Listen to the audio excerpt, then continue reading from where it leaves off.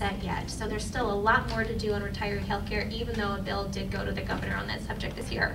The only bill that we saw, at least down here from our paper record, which leaves something to be desired most of the time, basically said that they absolutely took the teachers off the table. They were not part of it. Them and the judges were exempt from all this tremendous problem that we have. And I don't understand how you can talk about going after one group and leaving something that's 3 times as large alone. And I don't hear that focus even from you guys. You know, you're saying you got to do this, you got to do that. That's well and good, but I don't understand why that seems to be left alone and just saying, well, we'll take care of it over here. You can't attack a quarter of the problem and leave 3/4 of it alone. I would absolutely agree with you. Going on the same lines with this the pensions for the teachers, you have in your thing taking the local pension down to the school districts. Well, if the school districts and the state have not set aside, how are these pensions going to be funded then? Whether, you know, if it's the state paid or the local school districts are paying them. If nobody has funded them, I mean, where's the money going to come from? From us? Well, it's you. It's you, the taxpayers. Right now, you're paying via your property taxes, via your state income taxes. There has been a lot of controversy over this idea of local pension accountability. People are concerned that, you know, this might result in a property tax increase. I just saw my property tax bill in Springfield. I don't want it to go up anymore. I'm paying a lot, and I would say my schools that I have the choices from actually provide pretty low rates in terms of reading scores and math scores and so forth, even though they seem to have plenty of money. In Springfield, we're one of the districts that the entire teacher share of the pensions is picked up by the district.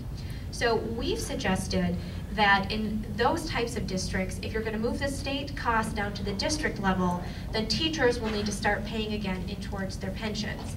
Now, I understand that Quincy is not one of those districts. Your teachers are paying towards their pensions. So then we need to be creative about other ways to help save the district money. What if local pension accountability was paired with an end to all unfunded state mandates? What if your schools were given more choices in service contracting for things like garbage and maybe food service, so they didn't have to use the union provided services, but they had some more opportunities to bid it out? What if your schools had charter-like flexibility in how they decided to manage it? I mean, really, when you think about it, all funding for education, if you think about it as one big pot, because of the state's fiscal situation, we're going to either see cuts in direct funding, or we're going to have to see cuts in pension. You can't continue to increase both. There simply is no money. So we would suggest making sure we keep as much money going in directly to education, and we try to tackle these pension problems as a way to keep as much money as we can in the classroom rather than out of it. If I could mention something about property taxes, I tell every local group this. I would think at some point, something's going to probably get shoved down onto the local districts. I just think, you know, if you've got all the legislative leaders on the Democrat side pushing it, I think that something's going to happen. I would start looking now at, you know, and you're probably already doing this, but, you know, be focused on your local school districts and your local city councils and all, but focused on how, you know, how are they spending their money? You know, organizing people to go, you know, teams of people to go to the meetings, go over the board. Great. I would imagine. But so that you know, because it's the accountability thing, and if you're prepared to do it, then you can start, you know, keep squeezing the dollars out of that. But I hope not. It's gonna, and then be ready to fight when the property tax increase starts coming. Well, David makes a great point about accountability. We have a list of 10 items we think that every government body should have on its website, everything from the checkbook to the budgets to some of the statements. Just go to our website and search for Local Government Accountability and Transparency Project. You can get that list of 10. We partner with citizen groups all over the state. We're releasing a bunch of audits next week. Grading your local governments on how transparent are they. All this important information isn't on their websites. And we've had a few municipalities come in with 100%, but the average score actually tends to be an F. It's amazing how much is not online. But that's a great way to start to check to see what you have access to in terms of information, so you can better make the case for where savings can be found. I was just going to say, you work, I'm on city council, and you work with me, I don't think it was you, but it was the Policy Institute, and I actually did a proposal about Quincy's accountability efforts. So if you go on their website, you can see where Quincy ranks with other stores, and we've made strides putting the budget online, putting the proposed budget online, putting our audit online, and so you can kind of see what we've done in the past 2-3 years with that. So you guys have been a great partner. Yeah, awesome. We appreciate having that put online. It is helpful. Thank you for work on that. The federal Constitution only gives the legislature, the federal legislature, 18 things they legally can do. Now, they've gone beyond that. They're Article 1, Section 8. However, our state constitution, the other state constitutions, as James Madison explained in Federalist 45, paragraph 9, that basically the states can do roughly anything as long as they don't take away our fundamental rights. However, there's two traditional things the states traditionally do. Transportation and education. We have a great highway in Springfield, thank you. So we don't really need, besides maintenance, we really don't need a whole lot of new highways. But transportation and education, do you have any statistics, like over the last 10, 20, 30 years, what percentage of our state budget goes to those two primary things? I would say focus on that, and everything that's outside of that box. I mean, obviously we want to take care of our veterans and all veterans home, but even that can be done more efficiently. We have about the same number of, 1/3 the number of patients there, but about the same amount of people there. Now, they're not getting 3 times the service, there's more people pushing paper. So even there, you can be more efficient while you're helping our veterans that deserve, the best care possible. But except for that, what can we have any kind of analysis? Or do either of you have data available on the website where we can see, like, for the last 10, 20, 30 years, what percentage of this Illinois state budget is going for those two key things, transportation and education? Do either of you have any analysis on that? Well, transportation, it can be a little tricky because there are separate funds, supposedly, for transportation. If you look within what's called the general funds, basically the $33 billion budget they always talk about, I can tell you that Medicaid and pensions are an ever-growing share, and it is squeezing out all the other spending. You make a great point. This is the leftovers concept, that as pensions grow, as Medicaid grow, there is less for corrections, less for education, less for other state priorities. So that's why you've seen so much of the conversation be on Medicaid and pensions. Medicaid is about a little less than 1/3 of the budget. Pensions is growing. We have to pay not only pensions, but all the borrowing from Governor Blagojevich when he was in office, and it's going up and up and up. And I mean, just the state university retirement system saw their contribution jump by, I think, almost $1 billion this year because they reduced their discount rate. I won't go into the weeds with you, although it sounds like you've got it. I mean, I'd love having the Federalist quoted at me, but there's less left over for everything else. But do you have any data on your website to show us X percentage, like back in 1980 in the state of Illinois, was spent on education, X percentage was spent on transportation? Because those are the two traditional things that we look for from our state government, and like you said, becoming leftovers, that's a big problem. I've got him in Congress. Okay, you have it. All right. The Illinois Constitution states that a pension cannot be diminished. Could you define that? I think that one is going to end up in the courts. There are varying thoughts on this one. There are a few things that everyone thinks can be tackled, and pretty clear constitutional lines. Retiree health care is not a pension benefit, it's separate. So that's why you saw that bill move with such ease earlier this year. Everyone agrees that, almost everyone, maybe not the unions, that you could end what's called pensionable salary right now. So that your future raises as a state employee would not count towards your pension. Just what you have right now, they could freeze it. And obviously that would kind of stick it to younger workers over older workers who've seen most of their raises already. Those two items are pretty well settled, could be done constitutional with no constitutional problems. There are other people who think that some of these other changes, COLAs, benefits, retirement ages, can be done independently. And then some people think that you need to offer this idea of consideration, where you give state employees a choice to pick option A or option B, and there are sweeteners to try to get them into a new system. This is a question I think that will probably end up in the courts, no matter what type of pension reform passes. If it involves current employees going forward, their benefit changes, it will almost certainly go to the Illinois Supreme Court. Question. Thank you.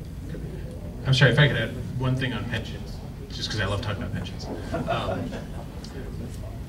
In case you're wondering what the union's plan is, the public sector unions, AFSCME Local 31, Henry Baer is the head of that. It's the largest local, by the way, of government employee unions of AFSCME in the nation. In an interview that can be found online on video, they asked him what his plan is. His plan is a three-part plan to solving the pension problem. One, getting rid of Sears and the CME Group's tax breaks with the tax incentives that went through. Okay, we could debate that. I don't know, but we're talking about a few $100 million here at most. Two, forcing any corporation that doesn't pay taxes in Illinois to corporate income tax to pay corporate tax. Now, I'd argue that there's probably a reason why they're not paying it through different machinations, but all right, we can discuss that. Three is to open up the Constitution and put in a progressive income tax in the Constitution. So that's the plan, and we've seen that there's an organized, funded campaign from these unions to move that progressive income tax. You thought that after 67% you paid enough, but it's not, because that's the only plan they got. And that's why we need to reform these pensions, because if we can't move the direction of real reform, there needs to be something done, and they're waiting there with the plan. 2014, that's what they're looking at. Just a final thought on this idea of consideration, that you have to offer a choice and so forth. Some people would say that the offering of a choice that allows the pension system to be sustainable over the choice of having your pension check bounce is a pretty good option. But David is absolutely right. We saw a job posting for a campaign director to run a 2014 progressive income tax campaign ballot. They will sell it as the 99% versus the 1% tax fairness, because it's all going to hit right about 2014, 2015. The sunset is supposed to happen in 2015. And they don't want to raise taxes on their constituencies, so they'll say, well, let's forget about this sunset and leave that. Let's do tax reform. Let's make it more fair. But it's actually going to be a progressive income tax, and we've actually got a paper coming out on this within the month.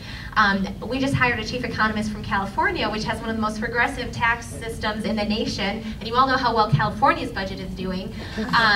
But he shows that in California, their brackets for the highest rates actually hit incredibly low, because what they don't do is they do not attach those brackets to inflation. So over time, more and more people are kicked into those brackets, and they start paying rates. I mean, the rates that are being discussed here in Illinois are 10% and above. And we just think that this would be an awful, a nail in the coffin. You want to see a massive outflow of wealth and entrepreneurship and ingenuity out of Illinois past the progressive income tax. So I think you'll probably be hearing more from both of our groups, equipping you, so when this idea starts to bubble up, and it already is, you see the teacher unions starting to ask about it in campaign rallies, they're making noises on all the editorial boards, so that you are prepared with the best talking points to make the case for why this is not right for Illinois. So stay tuned. It's good for West Quincy, Missouri, though.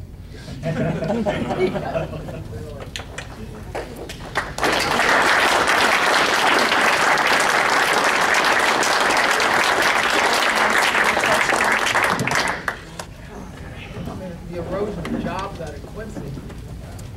My cancer driver used to work for Gardner Denver. When he was there, they had 22 employees. Now it's under 30. Okay, I'm opening this up for question and answer, but first, Bobby Likes wants to say about the call center, so Bobby, talk about that. So Bobby, go ahead. Well, the public headquarters are open at 48th and Wisdom Lane. Oh, yeah. Oh, yeah. Also, our call center is open, and we do need help. We need callers. We need volunteers. It's a survey type of call with 5 short questions. The phones are very friendly. You just simply dial them, ask the questions, the script is there, and check the box at the end. We're open Monday through Friday, 2 o'clock till 5, and again 5:30 to 8:30. On Saturday, we're there 10:30 to 1:30. So anyone that can help, I've got a paper circulating to put your name on it if you could. If you could give us 3 hours a week, it'd be wonderful. 1 hour, 1 hour a month, 3 hours a month, whatever you could do, we'd really appreciate it. Thanks, Bobby. Appreciate that. Again, questions and answers, any kind of questions you guys want to bring up. It's an open forum, more or less. Just anybody can put in, or anybody has an answer. So is there anything out there? Okay, at this point, I just want to say something here. And we're involved. And I go to the Republican Party, and I think the local Republican Party is doing a great job here. They're being transparent with us, probably better than they ever have before. But I'm not saying, I'm in the process of reading a small book, I think written by John Gabber. Everybody's read it, but it's a small book, but it talks about do the rich really pay less taxes, or do they? But it's a good book. Simple format, and tells you what really going, and this is raw data from the IRS. It's bookkeeping 101. Can't be demagogue, can't be anything, but nobody has the message. But there's one chapter, and I really like that, because it says, we got this impression out there that the rich are paying less taxes. Well, let's be honest with you. When President Clinton was the president, every year he was president, the rich paid less taxes. It wasn't to the Republican Party. They actually paid more. And actually, when the Bush tax cuts took into effect, the first 3 years, the rich paid more taxes under that plan that finally went down. So what did the Bush tax cuts really do? They helped the middle income class. And that's the message I want to bring to the Republican Party. You guys are helping the middle class party, but the message ain't getting out there. That's a powerful message, and the other party's saying you're the bad guys. That's raw data from the IRS. It's bookkeeping 101. Can't be demagogue, guys. So why aren't you getting that message out there? You are the party for the common class, but you're not telling us that. Defend yourself, okay? Sorry about that, but I'm tired of it. You guys got to get the message out there. Fight for it. Fight for leadership. We're wanting it. You guys are just trying to. This caving in doesn't work, guys. Being Mr. Nice Guy goes, no matter what you do, you're going to be bad whether you defend your policy or whether you cave in. So, do something.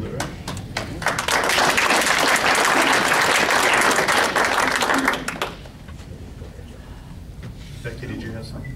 I was just going to say, in case nobody had heard, that Clinton threw Obama under the bus again today. And said He that looks good there, though, doesn't that he? Bush tax cuts needed to be kept and went against him again. You seeing anything Good on news. that? You seeing anything on Wisconsin? 0% reporting. Okay. Was the bus moving?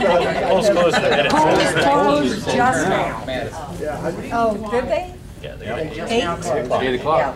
I think we're till 7. Another hour. Yeah. Talk about Wisconsin. The governor needs money. They've got to float a bond. They've got to sell the bond. Obama prints it. And that's the difference between two. Okay, if there's no other questions or anything for the general business, just a reminder, there is no July meeting. We'll meet again in August, first Tuesday.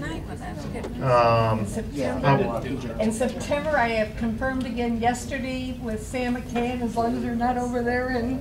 Sam McCann is back on the agenda. Oh, yeah, in he's definitely on the September. agenda Good. September. And I He's the just one that we confirmed missed it again. last month. He was When Dr.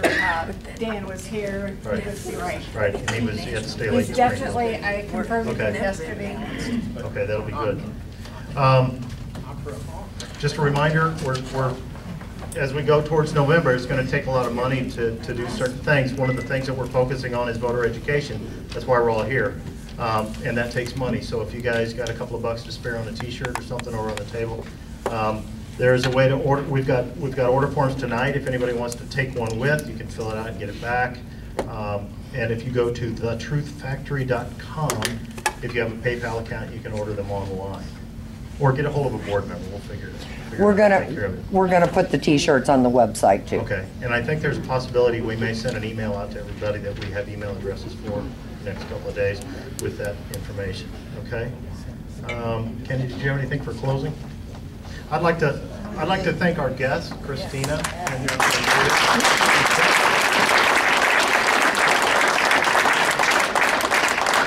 I know that we have at least a 5.5-hour trip home, so we're going to try and let them get out of here tonight. But, you know, Glenn was talking about, you know, the people that are office holders, and a lot of times that we feel like they don't listen to us. But I think there's enough up here tonight that we know that the ones that are here because they're listening. And so I'd like to show our appreciation for the ones that are here.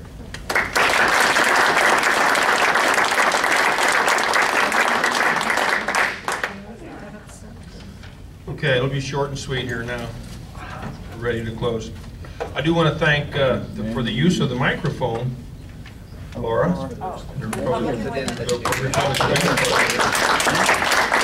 think that we can hear pretty good down here, but obviously the microphone does help quite a bit, and so we really appreciate that.